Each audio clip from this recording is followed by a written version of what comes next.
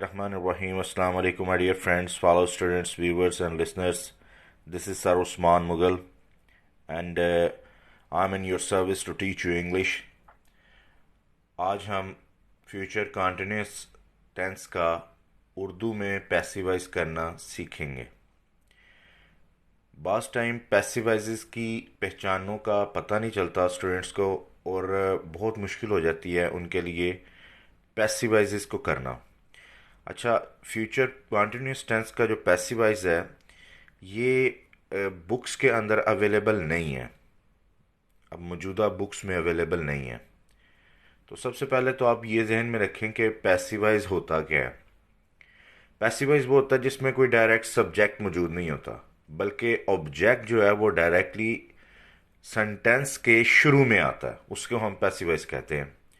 फिर उसके लिए कुछ इंपॉर्टेंट वर्ड्स आपको प्रीवियस वीडियोस में भी बताए हैं, उससे, मुझे, उन्हें, हमें, तुम्हें, ये इसके स्पेसिफिक वर्ड्स हैं। अगर उर्दू जुमले में ये अल्फाज भी शुरू में आए तो हमें ये अंदाज़ा हो जाएगा कि ये पैसिवाइज का जुमला है। तो उसे, मुझे, उन्हें, हमें, तुम्हें। अब जबकि इसमें सब्जेक्ट शुरू में नहीं होता, ऑब्जेक्ट जुमले के शुरू में आता है, तो फिर इसकी पहचान क्या होगी। देखें, इसमें एक वर्ब होता है, यानी फेल।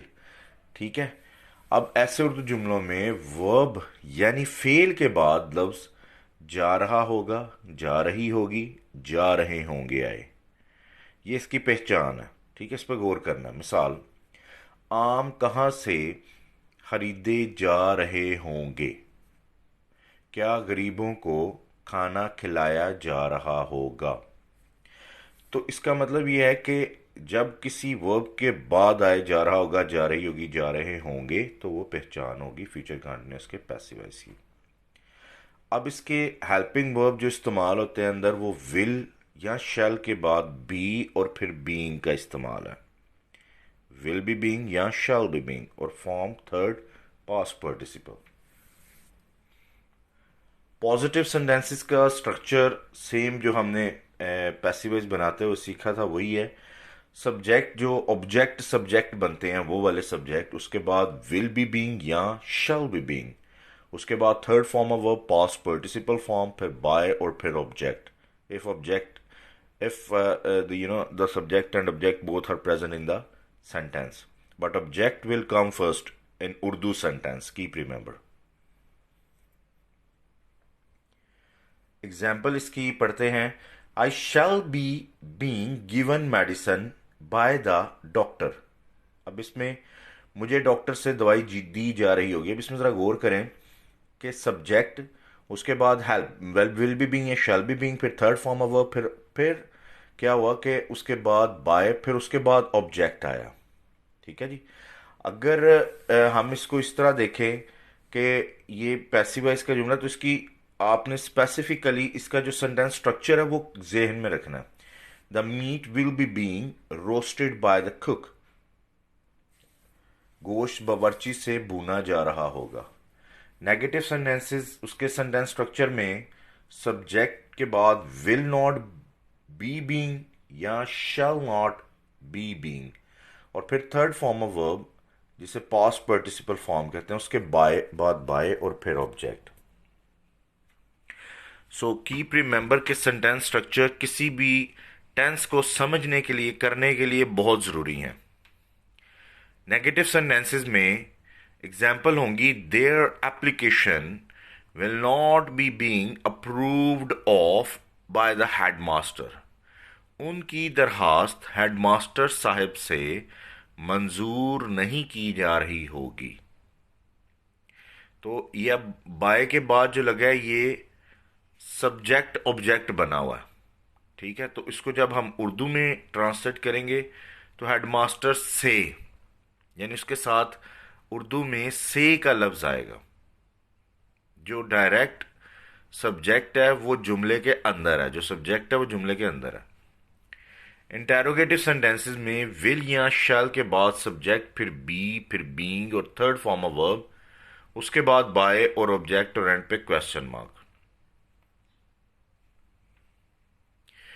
तो ये इंटेरोगेटिव सेंटेंस का स्ट्रक्चर है। पॉजिटिव, नेगेटिव, इंटेरोगेटिव, इन सब के स्ट्रक्चर्स आप जहन नशीन रखें। आसान होगा आपके लिए इंग्लिश से पैसिवाइज बनाना, इंग्लिश टू इंग्लिश, और उर्दू को कन्वर्ट करना, ट्रांसलेशन इंग्लिश में करना। इसकी मिसाल है, will cricket be being played by the players in the ground? क्या मैदान में खिलाड़ियों से क्रिकेट खेली जा रही होगी?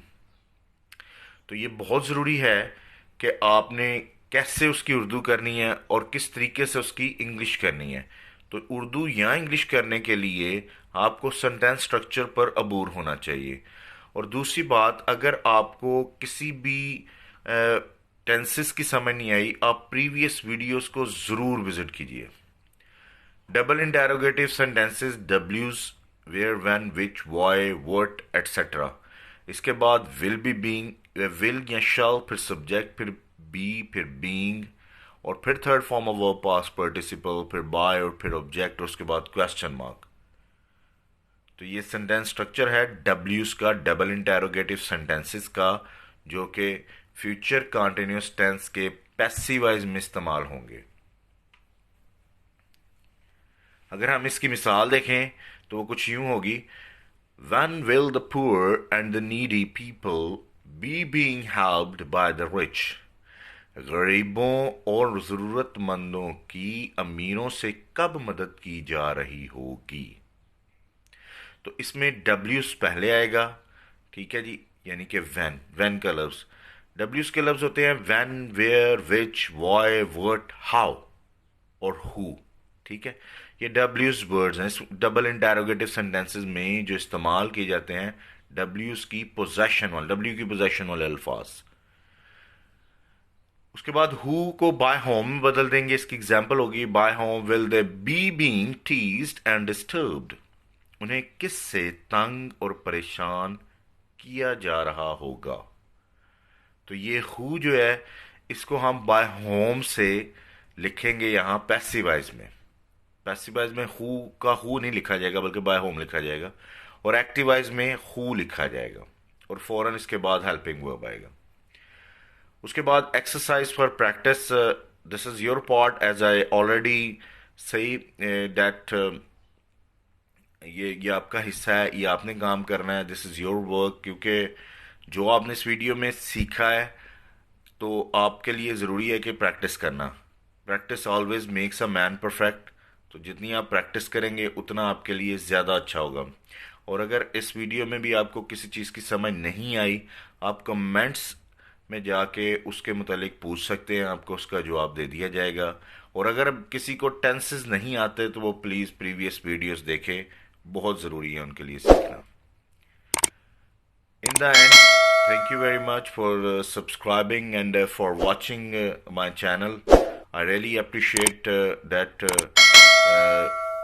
you appreciate my hard work, and you appreciate